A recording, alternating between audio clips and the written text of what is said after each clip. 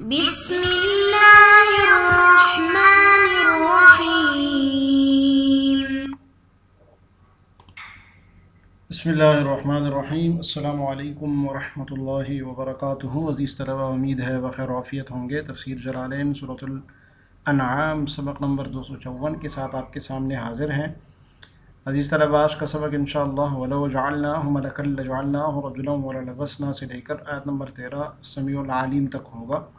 تو آئیے عزیز طلبہ سبق کی ابتدا کرتے ہیں۔ اعوذ باللہ من الشیطان الرجیم، بسم اللہ الرحمن الرحیم۔ ترجمہ دیکھیے، وَلَوْ جَعَلْنَاهُ مَلَكًا لَجَعَلْنَاهُ رَجُلًا، اور اگر ہم فرشتے ہی کو پیغمبر بناتے تب بھی اسے کسی مرد ہی کی شکل میں بناتے۔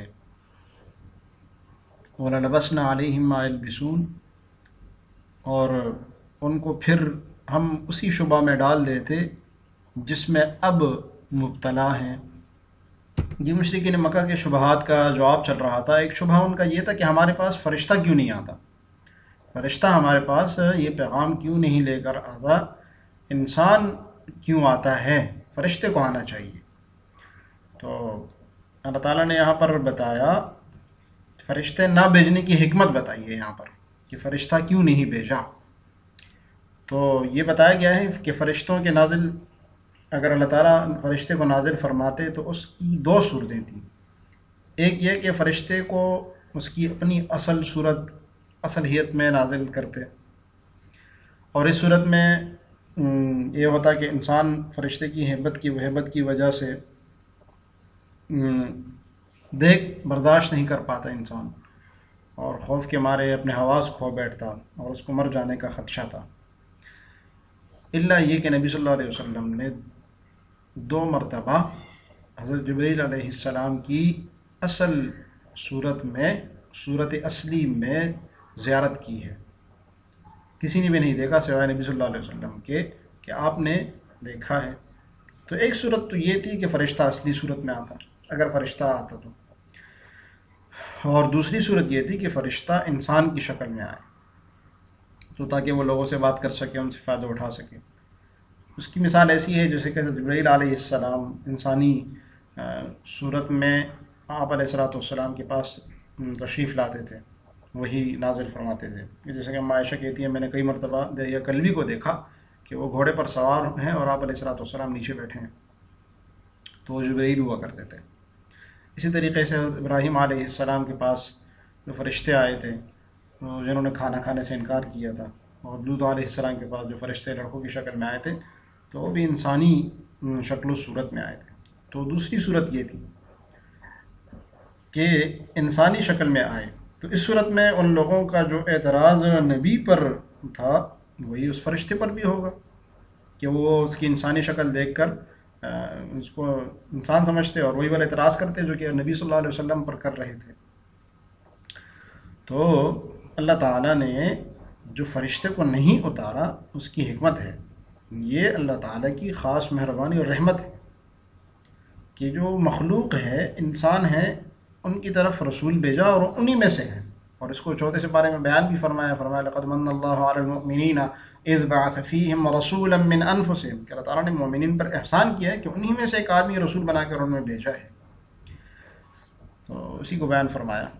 تفسیر دیکھیے، وَلَوْ جَعَلْنَاهُ أَيْ الْمُنَزَّلَ إِلَيْهِمْ، یعنی جو ان کی طرف بھیجا گیا، جو ان کی طرف نازل کیا گیا، یعنی کہ رسول، اگر ہم بناتے اس کو فرشتہ، یعنی ہم اس کو منزل کو، یعنی پیغمبر کو فرشتہ اگر بناتے، لَجَعَلْنَاهُ أَيْ الْمَلِكَ، تو ہم یہ ضمیر کا مرجع بتا رہے ہیں کہ اس فرشتے کو ہم بناتے رجلاً، اگر ہم اس فرشتے کو بھی ہم بیچتے نا تو اس کو مرد بنا کر بیچتے، رجلاً مرد، ای اعلیٰ صورت ہی، کیا مطلب اس کو مرد بناتے، مطلب یہ کہ انسان کی، رجل کی صورت میں بیچتے ان کی طرف، کیوں؟ لیتمکنوا من رؤیتہ، تاکہ ممکن ہوتا ان کے لیے اس کا دیکھنا ممکن ہوتا، رؤیت ممکن ہوتی۔ کیا پتہ چلا، کیا معلوم ہوا؟ اذ لا قوت للبشر علی رؤیت الملک، کہ انسان بشر کی قوت میں، یہ طاقت میں یہ بات نہیں ہے کہ وہ فرشتے کی رؤیت کرے، بشر کو یہ قوت حاصل نہیں کہ وہ فرشتے کو دیکھ سکے۔ الا النبی صلی اللہ علیہ وسلم، الا نبی صلی اللہ علیہ وسلم کہ آپ علیہ السلام نے حضرت جبریل علیہ السلام کو صورت اصلیہ میں 2 مرتبہ دیکھا تھا، 2 مرتبہ آپ نے زیارت کی تھی. جی وَلَوْ أَنزَلْنَاهُ وَجَعَلْنَاهُ رَجُلًا، جی للبسنا جو ہے جواب ہے، اور اس کی شرط محذوف نکالی ہے. کیا شرط محذوف نکالی ہے؟ کہ اگر ہم نازل کرتے اس فرشتے کو وَجَعَلْنَاهُ رَجُلًا، اور ہم اس کو آدمی بناتے، آدمی کی صورت میں، یعنی اس کو نازل فرما دیتے، تو یہ ماقبل کے قرینے سے شرط نکالی ہے محذوف. للبسنا شبہنا، تو ہم پھر بھی ان کو مشتبہ کر لیتے، تو یہ جواب ہے گویا کہ علیہم، مشتبہ کر لیتے ان پر، ما یلبسون، جس شعبے میں وہ پہلے مبتلا ہیں. کیا مطلب؟ جو نبی صلی اللہ علیہ وسلم کے بارے میں جن شبہات میں وہ مبتلا ہے کہ کیا یہ ہم میں سے کیسے ہو سکتا ہے، تو وہی شبہات پھر بھی ان کو ہوتے. علی انفسہم، جو اپنے بارے میں، ان کے بارے میں شبہات میں مبتلا ہے. کہ یقولو، کیا صورت ہے تلبیس کی، کہ وہ کہتے ہیں ما ھذا الا بشر مثلکم، یہ نہیں ہے مگر تمہارے جیسا آدمی ہی، تمہارے جیسا آدمی ہے جو تمہیں باتیں بتاتا، یہ کیسے ہو سکتا ہے، یہ اس کو تو فرشتہ ہونا چاہیے. تو یہ شبہات پھر فرشتے کی صورت میں بھی ہوتے جب وہ کسی رجل کی صورت میں ان کے پاس آتا. وَلَقَدِ اسْتُهْزِئَ بِرُسُلٍ مِّن قَبْلِكَ فَحَاقَ بِالَّذِينَ سَخِرُوا مِنْهُم مَّا كَانُوا بِهِ يَسْتَهْزِئُونَ. ترجمہ دیکھیے، اور اے پیغمبر، حقیقت تو یہ ہے کہ تم سے پہلے بھی بہت سے رسولوں کا مذاق اڑایا گیا. وَلَقَدِ اسْتُهْزِئَ بِرُسُلٍ مِّن قَبْلِكَ، آپ سے پہلے بھی بہت سے رسولوں کا مذاق اڑایا گیا. فَحَاقَ بِالَّذِينَ سَخِرُوا مِنْهُم مَّا كَانُوا بِهِ يَسْتَهْزِئُونَ، لیکن نتیجہ یہ ہوا کہ ان میں سے جن لوگوں نے مذاق اڑایا تھا ان کو اسی چیز نے آ گرا جس کا وہ مذاق اڑایا کرتے تھے. فحاق بالذین سخروا، تو وہی چیز نازل ہوئی ان پر جنہوں نے مذاق اڑایا تھا، ما کانوا به یستہزئون، اس چیز کا جس کا وہ مذاق اڑایا کرتے تھے. تو ان آیات میں نبی صلی اللہ علیہ وسلم کو تسلی ہے. در حقیقت ہوتا یہ تھا کہ نبی صلی اللہ علیہ وسلم جب دین کی دعوت کرتے تھے تو یہ ابو جہل، امیہ ابن خلف، ولید ابن مغیرہ ہو گیا، اور دیگر مشرکین بڑے بڑے ہو گئے، یہاں پر علیہ الصلوۃ والسلام کی استہزاء کیا کرتے تھے. تو آپ اللہ تعالیٰ نے آپ کو تسلی دی کہ آپ سے پہلے جو انبیاء ہیں، جو انبیاء آپ سے پہلے گزرے تھے، ان کی قوم بھی سرکش تھی اور معاند لوگ تھے، اور اسی طریقے سے استہزاء اڑایا کرتے تھے اور تمسخر کیا کرتے تھے.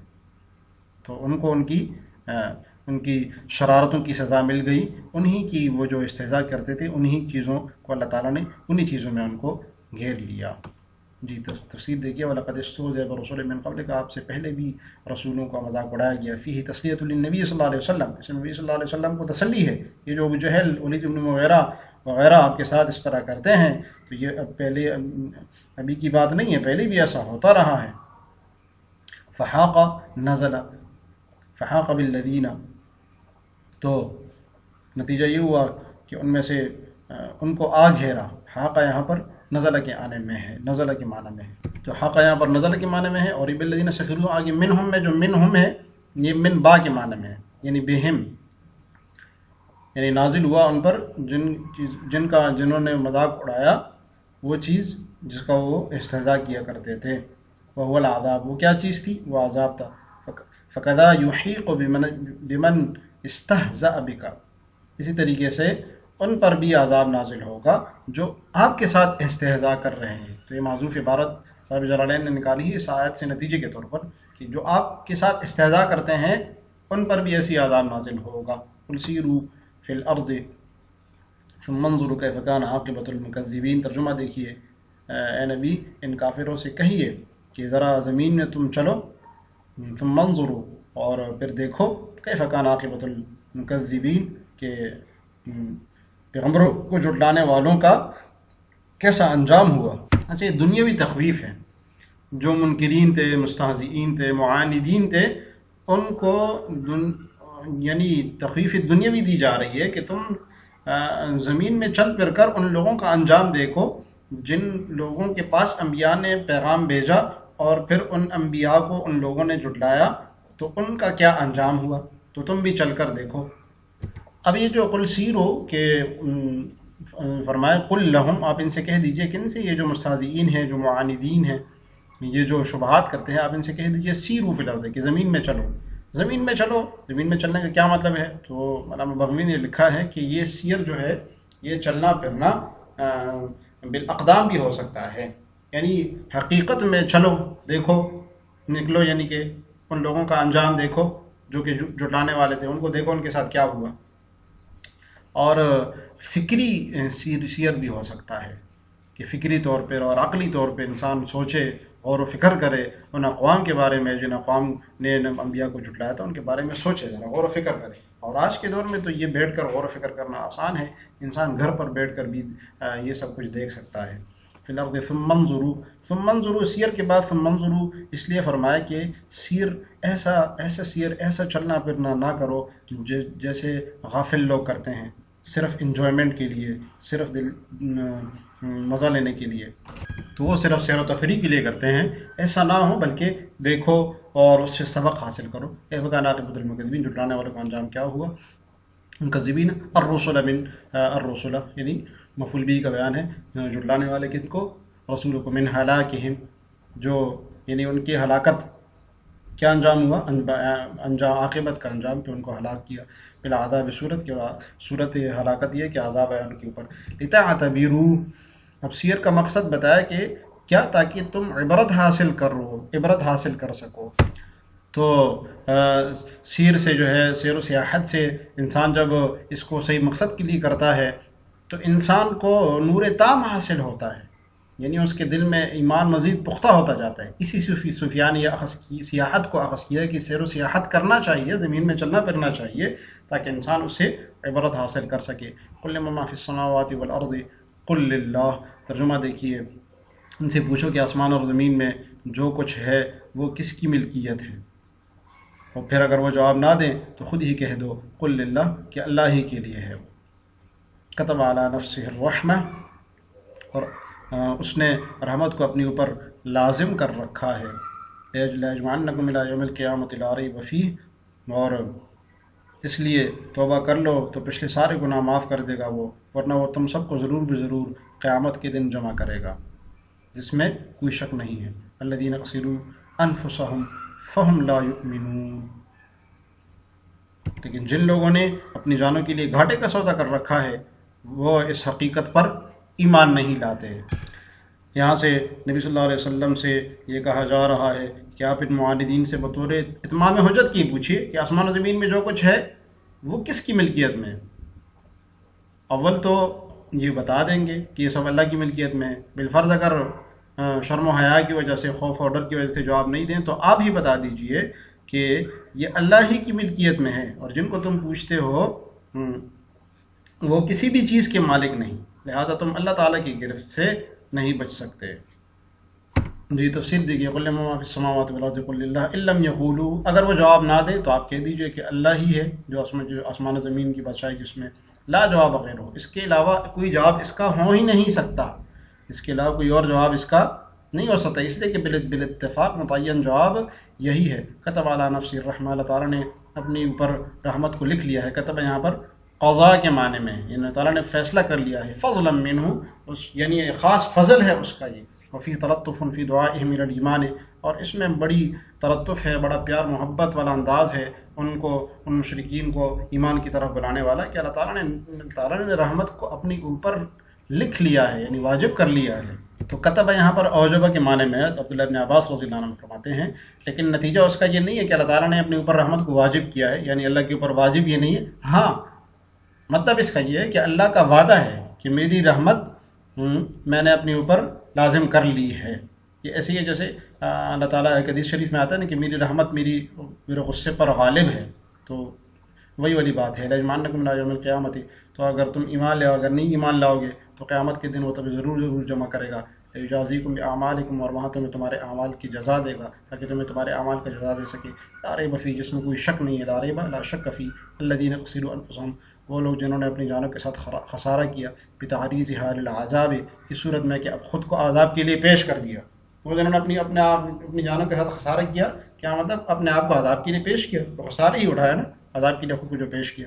مبتدا، یہ مبتدا ہے، الذین خسروا انفسہم، یہ پورا جملہ مبتدا ہے، اور فہم لا یؤمنون، یہ جو اچھا جنہوں نے اپنی جانوں کے ساتھ خسارہ کیا یہ پھر بھی ایمان نہیں لائیں گے، تو ترکیب کر رہے ہیں صاحب جلالین کی یہ جملہ مبتدا ہے اور فہم لا یؤمنون اس کی خبر ہے۔ اس ترکیب کے اوپر ایک اشکال بھی ہوتا ہے کہ فہم لا یؤمنون کو جو خبر بنایا جا رہا ہے تو یہاں پر تو فا داخل ہے، اور فا عموماً جزا کے اوپر داخل ہوتا ہے، تو فا کیوں داخل کر دیا؟ تو اس کا جواب یہ ہے کہ یہ جو ہے فا اس لیے داخل ہوا تاکہ اس موصول یعنی صلہ کا شائع نہ ہو کہ یہ صلہ نہ بنے. وَلَهُ مَا سَكَنَ فِي اللَّيْلِ وَالنَّهَارِ وَهُوَ السَّمِيعُ الْعَلِيمُ. جی ترجمہ دیکھیے. اور رات اور دن میں جتنی مخلوقات آرام پاتی ہیں، وَلَهُ اور اسی کے لیے ہے، مَا سَكَنَ فِي اللَّيْلِ وَالنَّهَارِ رات اور دن میں جو بھی آرام پاتا ہے، وَهُوَ السَّمِيعُ الْعَلِيمُ اور وہ ہر بات سنتا ہے، ہر چیز جانتا ہے. جی رات میں جو چیزیں سکون پاتی ہے، آرام کرتی ہے، کیونکہ سکون تو صرف رات میں ہی ہوتا ہے، تو یہ عقلی دلیل اللہ تعالیٰ دے رہے ہیں. تو رات میں ہی صحیح سکون ہوتا ہے، دن میں تو لوگ کاروبار کر رہے ہوتے ہیں، اس لیے اس کے لیے نہار لے آئے اور سکن کے لیے لیل لے کر آ گئے. تو یعنی جو چیزیں بھی اللہ ہی کی مخلوق ہے، جو بھی غیر متحرک ہے یا جو چیزیں حرکت کر رہی ہے، جو چیز حرکت نہیں کر رہی ہے، وہ اللہ کی ملکیت میں ہی ہے. جی وَلَهُ تعالی ہو ضمیر کا مرجع بتا رہے ہیں. تو ہو ضمیر کا مرجع بتا رہے ہیں کہ اللہ تعالیٰ مراد ہے کہ اللہ تعالیٰ ہی کے لیے ہے جو چیزیں سکونت پکڑتی ہے. حل تو سکون یعنی جو چیزیں بھی ہیں رات میں، تو یہاں پر متحرک اور غیر متحرک دونوں چیزیں مراد ہیں. تو سکونت میں یہاں سے مراد یا تو استقرار مراد ہے کہ یعنی جو چیزیں دن میں اور رات میں موجود ہے، یعنی سکونت اختیار کی ہوئی ہے، وہ سب اللہ تعالیٰ کی ملکیت میں. اور یہ بھی مراد ہو سکتا ہے کہ سکون اور حرکت یعنی متحرک اور غیر متحرک سے مل کر جو مجموعہ بنتا ہے وہ بھی مراد ہو سکتا ہے. صاحب جلالین کی نزدیک دونوں مراد ہیں، متحرک غیر متحرک دونوں چیزیں مراد ہیں. تو اس کی طرف اشارہ کیا کل شے یعنی ہر چیز، تمام چیزیں جتنی بھی ہے سب مراد ہے. وہ ربہ اللہ تعالیٰ ہی کی ہے، وہ خالق اللہ تعالیٰ اس کا خالق ہے، وہ مالک اللہ تعالیٰ اس کا مالک ہے، وہ سمیع لما یقال سننے والے ہیں جو بھی باتیں کہی جاتی ہے، العلیم بما یفعل اور جو بھی کیا جاتا ہے اللہ تعالیٰ اس کو جانتے ہیں. جیسے اس طرح آج کا سبق بس اتنا ہی. آج کے سبق سے متعلق سوال یہ ہے کہ نبی کریم صلی اللہ علیہ وسلم نے جبریل علیہ السلام کو اصل صورت میں کتنی مرتبہ دیکھا؟ تو جواب آپ لکھیں. آج کا سبق ہم نے وَلَوْ جَعَلْنَاهُ سے لے کر آیت نمبر 13 سمیع العلیم تک پڑھا. دعا ہے کہ اللہ تعالیٰ تفسیر جلالین پڑھنے سمجھنے اور اس پر عمل کرنے کی توفیق عطا فرمائے. السلام علیکم ورحمۃ اللہ وبرکاتہ.